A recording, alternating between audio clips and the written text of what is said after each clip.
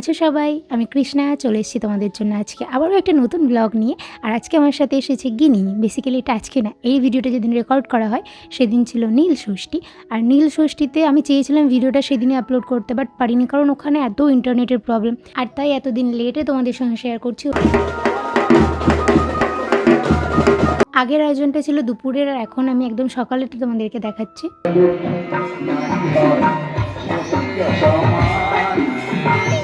সকাল হয়ে গেল আর এখনও পর্যন্ত গান চলছে। আগের দিন রাত্রের গান এখনও শেষ হয়নি। আর এটা প্রত্যেক বছরই হয়, প্রত্যেক বছরই এই মনসামঙ্গল পালাটা প্রায় 9টা, 9:30, 10টাও বেজে যায় কখন, এরকম টাইমে শেষ হয়। আর তারপরে যেহেতু নীল ষষ্ঠী ছিল, তাই নীল ষষ্ঠীর আয়োজনের জন্য বহু দূর দূর থেকে লোক এসেছিল শিবের মাথায় জল ঢালতে। আর আয়োজনটা জাস্ট দেখো, প্রথমে এখানে ছিল সন্ন্যাসীরা, তো সন্ন্যাসীরা স্নান করছিল বলে আমি এখান থেকে ফোনটা নিয়ে চলে যাই। আর এদিকে কত ভিড় হয়ে গেছে এখন এই মুহূর্তে দেখো। আর এখনও কিন্তু অনেক মানুষজন আসা বাকি।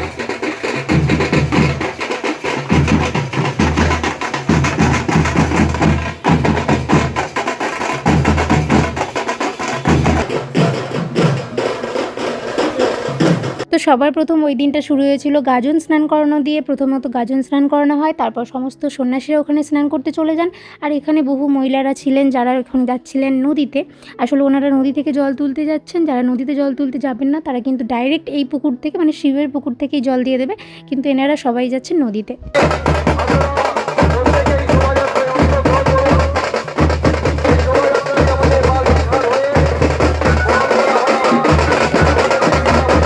তো দেখলে কত মানুষ এখানে নদীতে স্নান করতে গেল, বাজনা তাসা সমস্ত কিছু নিয়ে। আর এদিকে সন্ন্যাসীরা স্নান করে চলে এসেছে। আগে ওনারা জল ঢালবেন, কারণ সবার প্রথমে মেবি ওনারা জল ঢালেন, তারপর পুরোহিত মশাই, ব্রাহ্মণ যারা থাকেন, আর তারপর এখানে সাধারণ পাবলিকরা জল ঢালেন। মানে আমার আপনার মতো সাধারণ মহিলা পুরুষ যাদের যা জল ঢালার মানুষ থাকে। ভিড়টা দেখেছেন, এরা কিন্তু নদীতে যায়নি, এরা কিন্তু ডাইরেক্ট এখান থেকেই জল দিচ্ছে। আর এদিকে যারা নদীতে গিয়েছিল তারাও চলে এসেছে।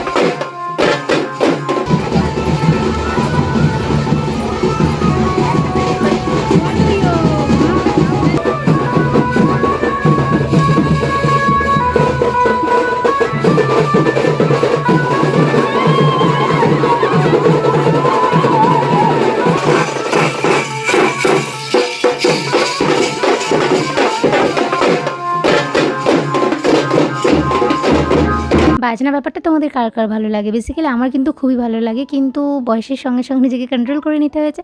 না হলে কিন্তু যদি আমরা ছোটো থাকতাম আমরা এভাবে নাচ করতাম। আর এখানে দেখো প্রচুর ভিড় হয়ে গেছে, কারণ যারা নদীতে গেছিলো, যারা এখানে জল ঢালছিল, সবাই এখন এক জায়গায় হয়ে গেছে। আর এত লাইন, বেশ কিছু মানুষ, ছোটো ছোটো বাচ্চা সব এখানে মন্দিরের ছাওয়াতে বসে রয়েছে। বাদবাকি ছোটো ছোটো বাচ্চার মায়েরা, বাবারা সব এখানে লাইন দিয়ে বসে রয়েছে। তার সঙ্গে জল, ডাব, সমস্ত কিছু, দুধ, যা যা নিয়ম থাকে নীল ষষ্ঠী দিয়ে শিব ঠাকুরের জন্য, সেই সব কিছু নিয়ে তারা লাইনে দাঁড়িয়ে রয়েছে। আর ভাবলাম আমি গিনিকে নিয়ে একটু ঘুরিয়ে আসি এই মুহূর্তে, ও বিষয়টা দেখে এনজয় করবে।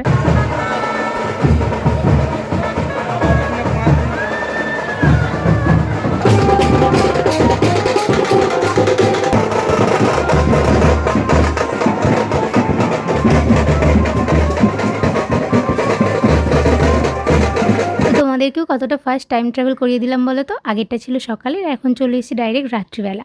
বেসিক্যালি রাত্রিতে এখনও খুব একটা না, এই 8টা 8:30 বাজে এরকম টাইম। আর এখন এখানে আমাদের বরযাত্রীরা সব রেডি, তার সঙ্গে বরের দেখো পালকিও সাজানো রয়েছে। এই পালকিটাতে তবে কোনো মানুষ উঠবে না, উঠবে কিন্তু ঠাকুরের মুকুট। আসলে ঠাকুর তো যাবে না, ঠাকুরের মুকুট বা টোপরটা যাবে। আর সেই দিক থেকে দেখো প্রচুর মানুষ যারা এসেছে কিন্তু কনে যাত্রী।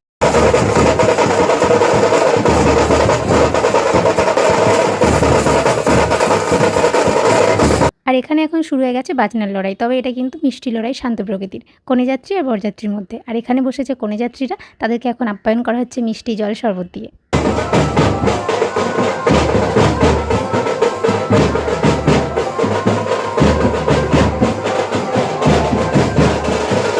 কনেযাত্রীরা বসে রয়েছে নিচে। তখন তোমাদেরকে ভাবলাম আগে মন্দিরটা একবার দেখিয়ে নিয়ে আসি। আর আজকে কিন্তু মন্দিরে একদমই ভিড় নেই, কারণ 2-3 দিন ধরে যেভাবে এখানে সন্ধ্যে দেখানো ছিল, সেই 3 দিন কিন্তু কমপ্লিট হয়ে গেছে।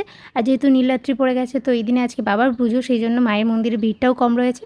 আর পেতলের মূর্তি হওয়ার জন্য কত সুন্দর চকচক করছে, ভাবলাম একবার দেখিয়ে নিয়ে চলো। কারণ এবার একটু বাড়ি যাব, আর বাড়িতে গিয়ে টিফিন করে নেব, যেহেতু টিফিন করার সময়টাও নেই, একবারে ডিনার করে নিলেই হয়। তার মাঝে একবার চলে এলাম তোমাদেরকে ভিড়টা দেখাতে, কারণ প্রচুর মানুষের ভিড় আজকে, তোমাদেরকে আগেই বলেছি। আর এখন কিন্তু কনেযাত্রীরা চলে গেছে, আর বরযাত্রীরা বর নিয়ে, মানে শিবের টোপরটা সহ পালকি নিয়ে চলে যাচ্ছে। আর পালকি টোপরটা নেওয়ার জন্যই আমি তাড়াহুড়ো করে খেতে খেতে উঠে গেলাম, কিন্তু দেখলাম পালকি আর টোপরটাকে নিয়ে অন্য দিক দিয়ে চলে গিয়েছিলো। আর এই দিক দিয়ে শুধু মানুষজনেরাই যাচ্ছে।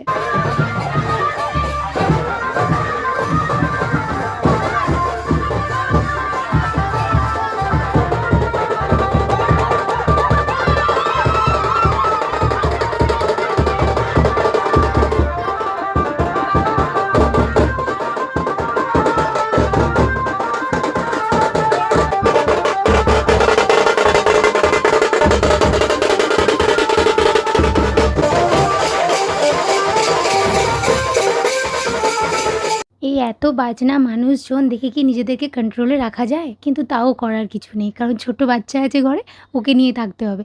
না হলে তো এখানেই আমি লাইন দিয়ে চলে যেতাম ওদের সঙ্গে। আর এদিকে ভাবছি সবাই তো ওইদিকেই চলে গেল। তাহলে এইদিকে এতজন মানুষ কী করছে? ও মা! তারপর মামি বলল এখানে নাকি যাত্রা হবে। আর যাত্রা হলো এখানে মানুষের ভিড় দেখছো? মানে ওইদিকে সবাই চলে গেছে আমি ভেবেছিলাম এত ভিড় দেখে। তারপর দেখছি না এখানে এখনও অনেক ভিড় বাকি যারা যাত্রা শুনবে বলে বসে রয়েছে।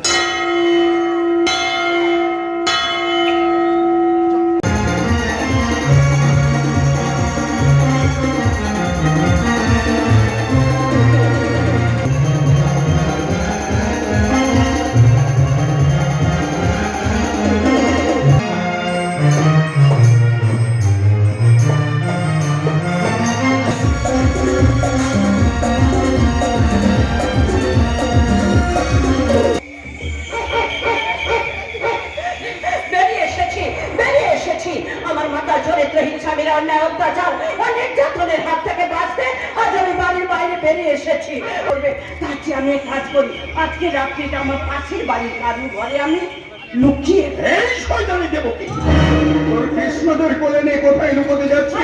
খবর তার লুকোতে চেষ্টা করবি না, তাহলে তোকে আর তোর যুগল কৃষ্ণকে গলা টিপে শেষ করে দেবো। সিন পড়ে যাত্রাও শুরু হয়ে গেছে কিন্তু আমার এখানে থাকার নেই কারণ আমি যাত্রাতে খুব একটা ইন্টারেস্টেড নই। আমি আসলে যাত্রা খুব একটা ভালোই বাসি না। কিছু বুঝতেই পারি না। সব কিছু আমার কিরকম বোকা, বোকা লাগে। কিন্তু আমার মায়ের যাত্রা খুব ভালো লাগে। তাই মা আসবে যাত্রা শুনতে আর আমি যাবো গিনির কাছে। সো চলো আজকের ভিডিওটা এখানেই শেষ করি। কেমন লাগলো ভিডিওটা জানিয়ে ভালো লাগলে একটা লাইক করো আর সাবস্ক্রাইব করে চ্যানেলের পাশে থাকো। দেখা হচ্ছে আবার নতুন কোনো ভিডিওই। সবাই ভালো থেকো, সুস্থ থেকো। বাই।